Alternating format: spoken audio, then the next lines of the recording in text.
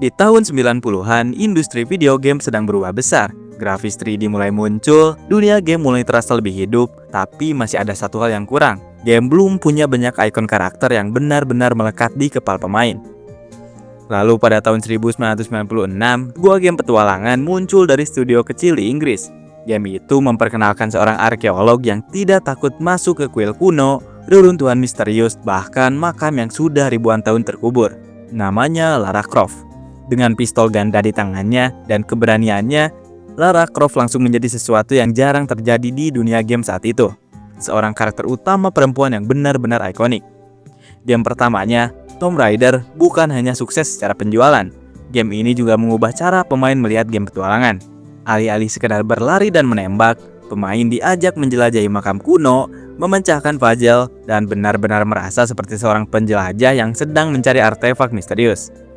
Dan tanpa disangka, dari game pertama itu lahirlah sebuah franchise besar bernama Tomb Raider. Franchise yang akan mengalami kejayaan yang luar biasa, jatuh hampir hancur, lalu bangkit kembali dengan wajah yang benar-benar baru. Dan itulah perjalanan panjang yang akan kita bahas di video ini.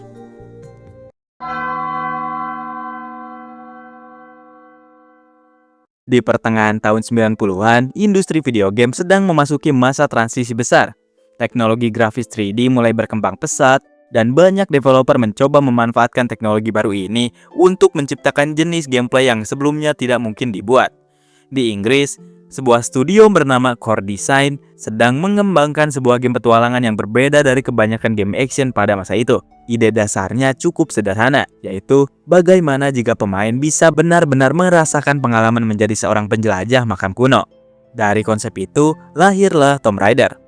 Game ini memperkenalkan karakter bernama Lara Croft, seorang arkeolog petualang yang menjelajahi berbagai lokasi berbahaya di seluruh dunia untuk menemukan artefak misterius yang memiliki kekuatan besar. Dalam game pertama ini, ceritanya berfokus pada pencarian artefak kuno bernama Sion yang tersembunyi di berbagai makam kuno. Perjalanan Lara membawa pemain menjelajahi banyak lokasi berbeda seperti Peru, Yunani kuno, hingga Mesir. Hal yang membuat Tomb Raider terasa sangat unik pada masanya adalah desain levelnya. Game ini dibangun dengan struktur dunia yang sangat vertikal. Pemain harus memanjat dinding batu, melompat antara platform sempit, menyelam di gua bawah air, dan menghindari jebakan mematikan yang tersembunyi di dalam reruntuhan kuno. Gameplay Tomb Raider juga menggabungkan 3 elemen utama, yaitu eksplorasi lingkungan, puzzle berbasis mekanisme kuno, dan pertarungan melawan berbagai musuh. Lara Croft sendiri juga memiliki ciri khas yang langsung mudah dikenali. Ia menggunakan dual pistol, bergerak dengan gaya akrobatik, dan sering harus bertahan hidup sendirian di tempat-tempat yang sangat berbahaya.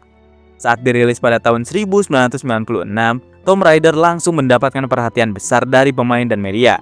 Game ini dianggap sebagai salah satu contoh terbaik bagaimana dunia 3D bisa digunakan untuk menciptakan pengalaman eksplorasi yang imersif.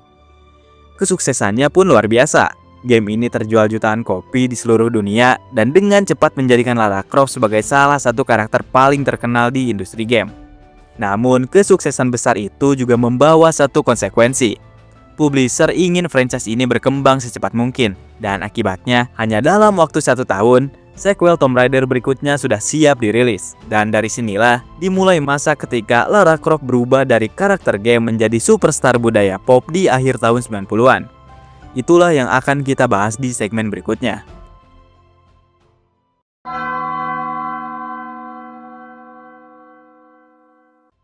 Kesuksesan Tomb Raider datang jauh lebih besar dari yang diperkirakan oleh Core Design. Game tersebut bukan hanya laris, tetapi juga memperkenalkan formula baru dalam game petualangan 3D. Melihat popularitas yang terus naik, publisher memutuskan untuk bergerak cepat dengan membuat sequel. Hanya setahun setelah game pertama, muncullah Tomb Raider 2. Sequel ini memperluas banyak aspek dari game sebelumnya. Ceritanya berfokus pada pencarian artefak legendaris bernama Dagger of Xian, sebuah senjata kuno yang konon memiliki kekuatan luar biasa. Petualangan Lara kali ini membawa pemain menjelajahi berbagai lokasi baru, mulai dari tembok besar Cina, kota Venesia di Italia, hingga kuil-kuil kuno di Tibet. Secara gameplay, Tomb Raider 2 menambahkan lebih banyak aksi dibanding game pertamanya. Jika sebelumnya sebagian besar musuh adalah hewan liar atau makhluk misterius, kini pemain juga menghadapi musuh manusia seperti tentara bayaran dan organisasi rahasia yang juga memburu artefak tersebut. Hal ini membuat pertarungan terasa lebih sering terjadi sepanjang permainan. Game ini juga memperkenalkan beberapa mekanik baru seperti kendaraan, termasuk speedboat yang bisa digunakan dalam beberapa level. Walaupun tetap mempertahankan fokus pada eksplorasi dan puzzle, Tomb Raider 2 jelas mencoba membuat pengalaman bermain terasa lebih sinematik dan penuh aksi. Dan sekali lagi, hasilnya sukses besar. Setahun kemudian, franchise ini kembali berlanjut dengan Tomb Raider 3. Game ini membawa konsep eksplorasi ke skala yang lebih luas. Alih-alih hanya satu atau dua wilayah utama, pemain kini menjelajahi berbagai tempat di dunia seperti di India, London, Nevada, hingga Antartika. Ceritanya berpusat pada pencarian 4 artefak kuno yang berasal dari meteor misterius yang jatuh ke bumi ribuan tahun yang lalu. Tomb Raider 3 juga meningkatkan tingkat kesulitan dibanding 2 game sebelumnya. Banyak puzzle dibuat lebih kompleks, jebakan dalam makam semakin mematikan, dan eksplorasi membutuhkan lebih banyak ketelitian dari pemain. Bagi sebagian fans, game ini menjadi salah satu pengalaman Tomb Raider klasik yang paling menantang. Kesuksesan franchise ini terus berlanjut hingga Tomb Raider The Last Revelation dirilis. Game ini membawa pemain ke Mesir kuno dan berfokus pada legenda Dewa Mesir. Ceritanya dimulai ketika Lara Croft tanpa sengaja membebaskan entitas kuno tersebut dari makamnya, dan petualangan pun langsung berubah menjadi usaha untuk memperbaiki kesalahan yang telah ia buat. Berbeda dengan game sebelumnya yang memiliki banyak lokasi berbeda, The Last Revelation lebih fokus pada satu wilayah besar, yaitu Mesir. Pendekatan ini membuat alur eksplorasi terasa lebih terhubung, hampir seperti satu dunia besar yang saling berkoneksi. Banyak fans menganggap bahwa game ini sebagai puncak dari era klasik Tomb Raider karena desain puzzle dan atmosfer petualangannya yang sangat kuat. Namun di balik kesuksesannya itu, satu masalah mulai muncul. Karena franchise ini dirilis hampir setiap tahun, tim developer harus bekerja dalam waktu yang sangat sempit untuk membuat game baru. Akibatnya, inovasi mulai melambat, dan sebagian pemain mulai merasa bahwa formula franchise ini mulai terasa berulang. Masalah itu belum terlihat terlalu jelas di akhir 90-an. Tapi dalam beberapa tahun ke depan, dampaknya akan mulai terasa. Dan itulah yang membawa Tomb Raider ke salah satu masa paling sulit dalam sejarah franchise ini.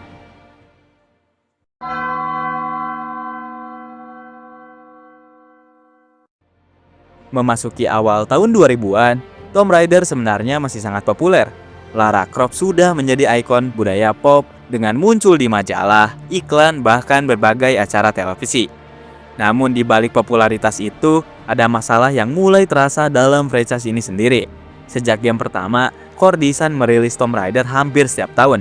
Pada awalnya, formula eksplorasi makam, puzzle, dan platforming terasa sangat segar. Tapi setelah beberapa game dengan struktur yang sangat mirip, sebagian pemain mulai merasa bahwa seri ini mulai kelelahan.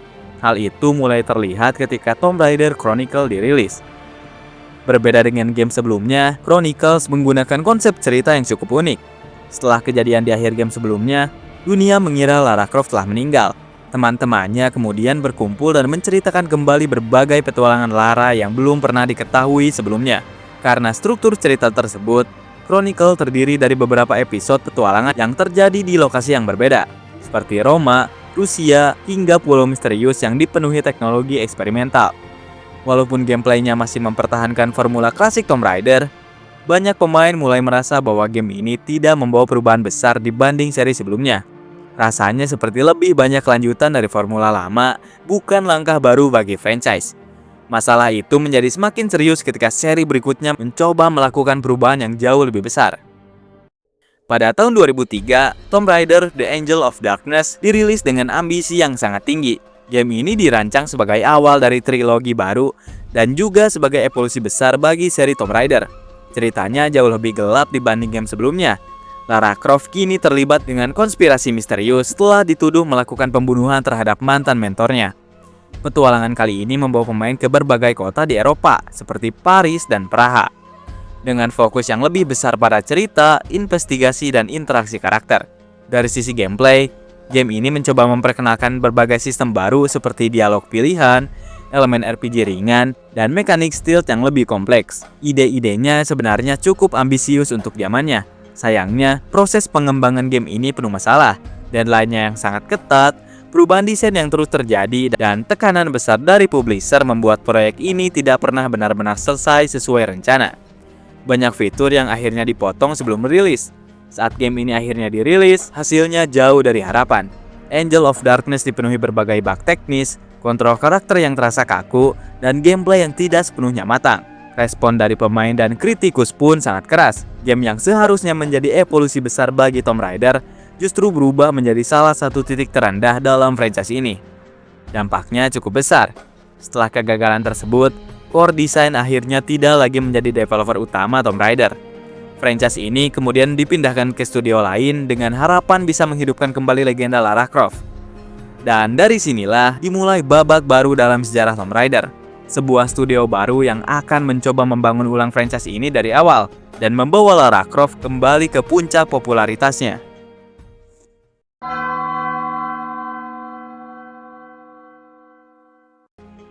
Setelah kegagalan besar di game Tomb Raider The Angel of Darkness, masa depan Tomb Raider sempat terasa tidak pasti. Reputasi franchise ini menurun, dan banyak fans mulai meragukan apakah Lara Croft masih bisa kembali menjadi ikon game seperti dulu. Untuk menyelamatkan seri ini, publisher akhirnya mengambil keputusan besar. Pengembangan Tomb Raider dipindahkan dari Core Design ke studio baru bernama Crystal Dynamics. Studio inilah yang kemudian mencoba melakukan reboot terhadap franchise Tomb Raider. Hasilnya adalah Tomb Raider Legend. Tomb Raider Legend menjadi titik awal arah baru bagi seri ini. Gameplaynya dibuat jauh lebih modern dibanding game klasik sebelumnya. Kontrol karakter terasa lebih halus, gerakan Lara Croft lebih akrobatik, dan sistem kamera diperbaiki agar eksplorasi terasa lebih nyaman. Cerita dalam game ini juga mencoba membangun kembali karakter Lara Croft dengan latar belakang yang lebih jelas. Petualangan kali ini berfokus pada pencarian artefak kuno yang berkaitan dengan legenda pedang Excalibur, sambil perlahan mengungkap masa lalu Lara dan hubungannya dengan ibunya yang hilang. Lokasi petualangan dalam game ini cukup beragam, mulai dari hutan Bolivia, kuil kuno di Nepal, hingga reruntuhan misterius di Kazakhstan. Setiap area dirancang lebih sinematik dengan perpaduan eksplorasi, puzzle lingkungan, dan aksi yang lebih cepat. Respon terhadap game ini sangat positif. Banyak fans merasa ini adalah kebangkitan yang dibutuhkan oleh franchise Tomb Raider setelah kegagalan di Angel of Darkness. Kesuksesan itu kemudian dilanjutkan dengan Tomb Raider Anniversary. Game ini sebenarnya adalah remake dari Tomb Raider pertama yang dirilis pada tahun 1996. Namun, Tomb Raider Anniversary bukan sekedar remaster grafis. Game ini dibangun ulang dengan teknologi dan gameplay modern yang diperkenalkan di Tomb Raider Legend. Cerita utamanya tetap mengikuti pencarian artefak Sion, tetapi desain level, puzzle, dan mekanik eksplorasinya diperbarui agar terasa lebih modern bagi pemain generasi baru. Setahun kemudian, trilogi ini ditutup dengan Tomb Raider Underworld. Underworld melanjutkan cerita dari Legend dan semakin menggali misteri keluarga Lara Croft. Petualangan kali ini membawa pemain ke berbagai lokasi berbahaya seperti laut dalam di Thailand, hutan Meksiko, hingga reruntuhan Norse yang berkaitan dengan mitologi Ragnarok. Game ini juga mencoba membuat dunia eksplorasi terasa lebih realistis. Lara bisa berinteraksi lebih bebas dengan lingkungan, memanjat hampir semua permukaan, dan menggunakan peralatan baru untuk menjelajahi area yang lebih kompleks. Walaupun ketiga game ini berhasil menghidupkan kembali Tomb Raider, industri game sendiri sedang berubah dengan sangat cepat. Standar baru untuk game petualangan mulai muncul, dan franchise Tomb Raider sekali lagi harus berevolusi jika ingin tetap relevan. Perubahan terbesar itu akhirnya datang beberapa tahun kemudian, dalam bentuk reboot kedua yang benar-benar mengubah cara pemain melihat Lara Croft.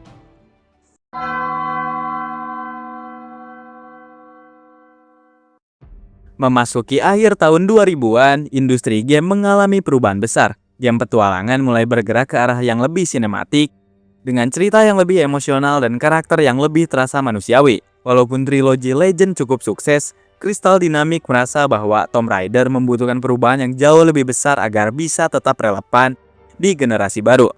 Hasilnya adalah reboot total lewat Tomb Raider 2013. Berbeda dengan game sebelumnya yang menampilkan Lara Croft sebagai petualang yang sudah berpengalaman, game ini justru menceritakan awal perjalanan Lara. Cerita dimulai ketika Lara masih menjadi arkeolog muda yang ikut dalam ekspedisi penelitian. Namun kapal mereka terdampar di sebuah pulau misterius di wilayah segitiga naga dekat Jepang.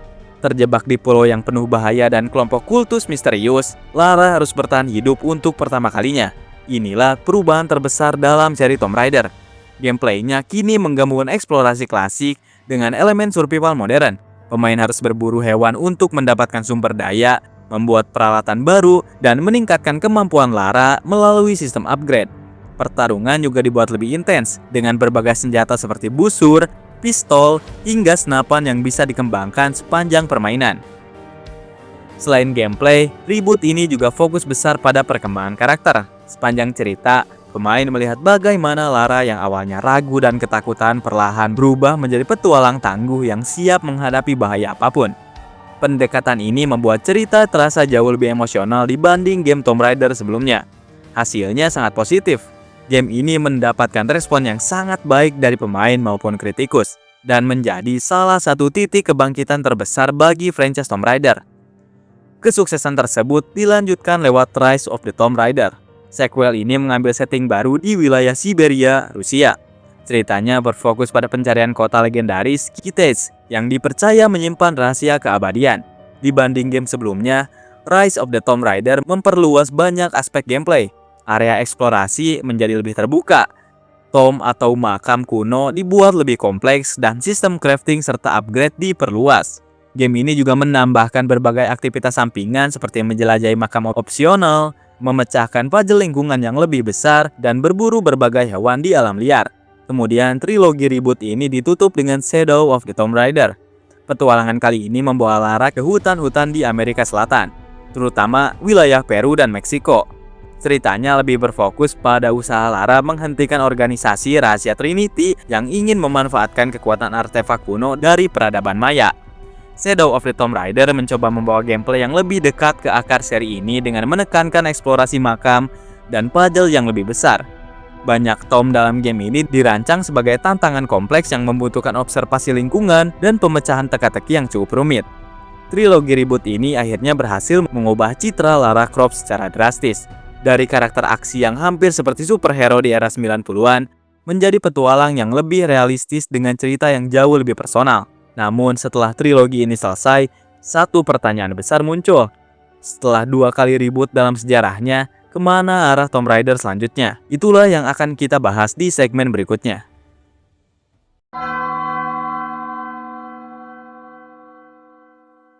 Setelah trilogi reboot modern selesai lewat Shadow of the Tomb Raider, masa depan Tomb Raider mulai kembali jadi bahan pembicaraan para fans. Banyak yang penasaran apakah seri ini akan melanjutkan cerita Lara yang sekarang atau mencoba arah baru lagi seperti yang pernah terjadi sebelumnya. Beberapa proyek baru pun mulai disebut-sebut sebagai langkah selanjutnya untuk franchise ini. Salah satunya adalah Tomb Raider Legacy of Atlantis yang kabarnya akan membawa Lara Croft menjelajahi legenda kota hilang Atlantis. Tema ini sangat cocok dengan identitas Tomb Raider yang selalu berkaitan dengan peradaban kuno, artefak misterius, dan rahasia dunia yang terlupakan. Selain itu, ada juga proyek lain yang dibicarakan, yaitu Tomb Raider Catalyst. Walaupun detailnya masih belum banyak diketahui, proyek ini disebut sebagai salah satu upaya untuk membawa Tomb Raider ke arah yang lebih modern dengan teknologi dan pendekatan gameplay yang baru. Walaupun belum banyak informasi resmi, 2 proyek ini menunjukkan satu hal yang cukup jelas. Petualangan Lara Croft kemungkinan besar masih jauh dari kata selesai. Dan franchise Tomb Raider masih punya banyak cerita baru untuk dijelajahi di masa depan. So, kalau kalian suka video seperti ini yang membahas perjalanan panjang sebuah franchise game dari awal sampai sekarang, jangan lupa dukung channel ini dengan like dan subscribe. Karena masih banyak franchise game lain yang punya sejarah menarik, dan mungkin akan kita bahas di video berikutnya.